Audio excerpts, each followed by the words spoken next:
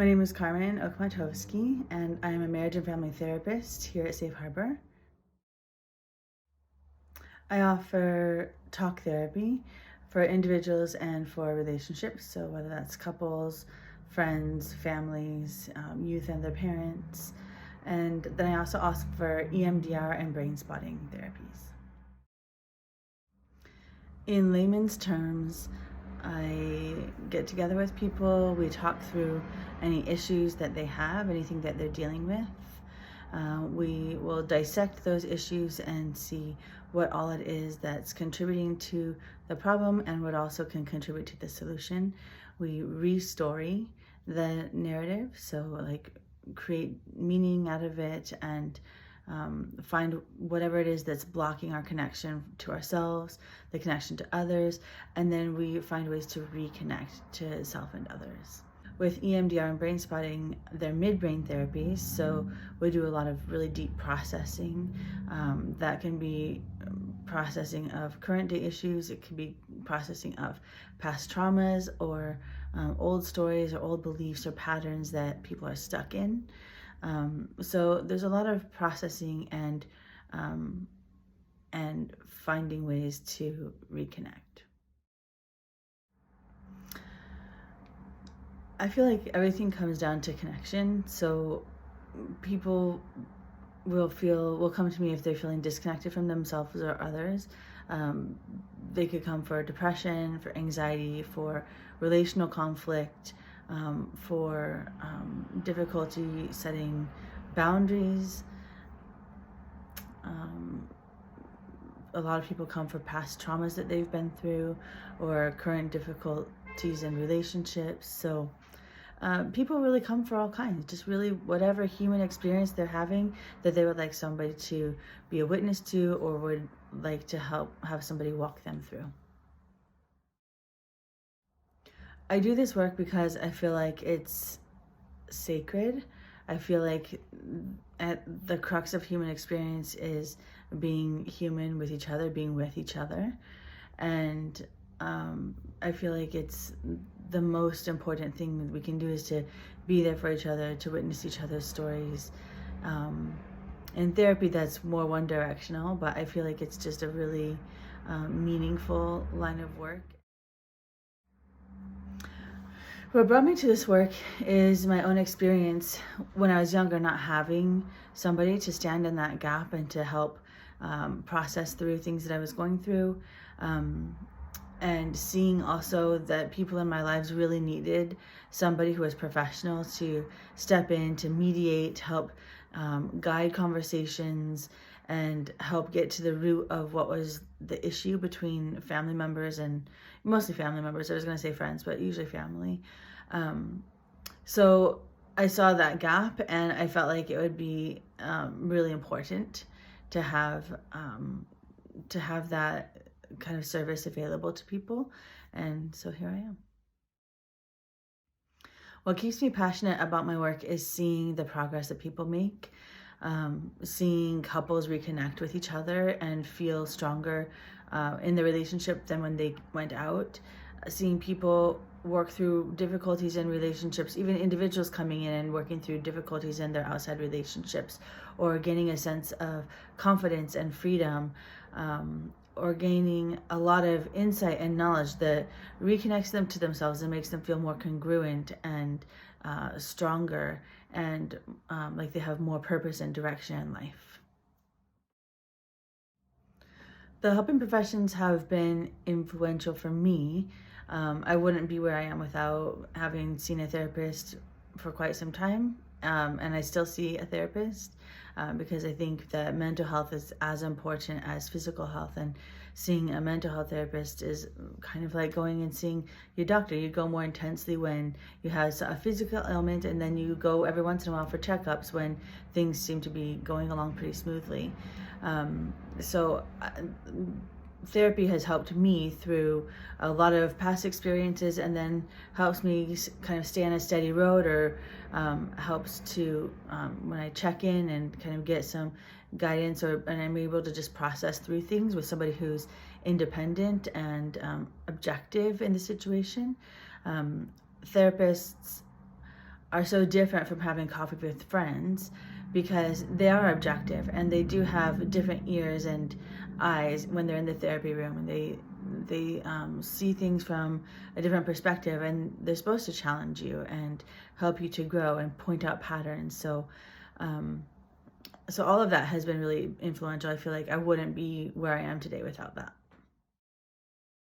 My clients are mostly from ages about 14 through late in life. And so they come from every background, race, ethnicity, career, relationship status.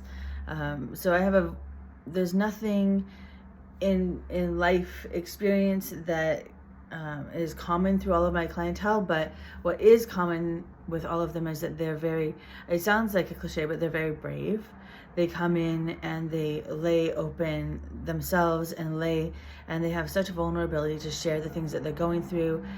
Most of them are very open to hearing about their own patterns, and most of them are willing to dive into really, really difficult things and work through it, and so that they can come out on the other side better. And so I have a deep respect for my clients, and I feel like I learn things from my clients all of the time. Whether it's things that they just know because they're brilliant, or also things that wisdom that they're extracting from their everyday experiences and then sharing. I just feel like my clients are really incredible people. Outside of the office, I have 4 kids. I can hardly call them kids because they're youth, but they're not really children anymore. And then I have 2 dogs. I like to meet with friends as often as I can and socialize, have game nights, go for coffee, try to get out and go for walks with my dogs when I can. And in the summer, spend a lot of time outdoors, soaking up as much vitamin D as possible. One of my favorite quotes is that we are hurt in relationship and we are healed in relationship. I don't know who said it originally. A lot of therapists quote it. The reason I like that quote is that it points out, yes, that we do become hurt through our relationships, but that we also can find healing and can find growth in relationships.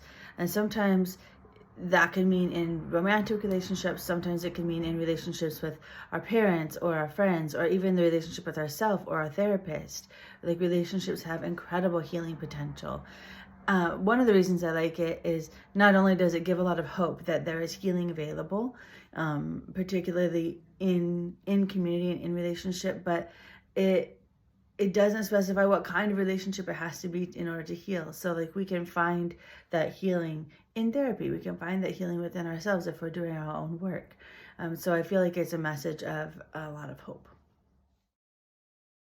One of my favorite self-regulation strategies is like the most basic building block of human life, and it is breathing. Most therapists will say breathing because it's simple, it's available to you, you're gonna do it anyway, hopefully. And so being intentional about something that's already naturally happening is a very easy way to self-regulate. If I really need to regulate in the moment, I will do a sharp, like a quick intake of breath for about a count of 4, and then a very long exhale for like a count of 8. So it would look like,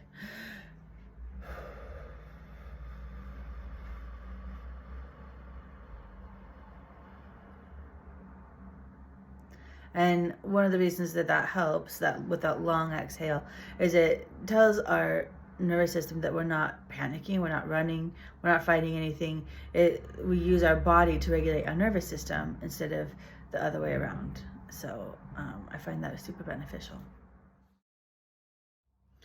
The most important thing that I want people to know when they come for therapy is that therapy is more about aiming in the right direction, more like the journey instead of the destination. Sometimes people will come with really concrete goals, and that's wonderful. And we always will work on whatever goals the clients bring. But often as we go through therapy, our goals change, or our understandings change. And so things shift, and it's okay to come messy. It's okay to not know where exactly you're going. I will often check in with clients and say, okay, what are your goals for therapy? What do you want to get out of therapy? And 90% of the time the answer is, I don't know. I want to feel a little bit more like this. I want to see a little bit more of this in my life. It's okay not to know exactly what you need, where you're going. It's okay to, come messy and work through things on the way, and not have all of the answers or have it fully encapsulated right from the beginning, or really at any point in time, because the point isn't to reach a type of perfection. The point is to more fully know yourself, more fully understand your life and what you're going through, and just to feel more congruent and feel more whole along the way.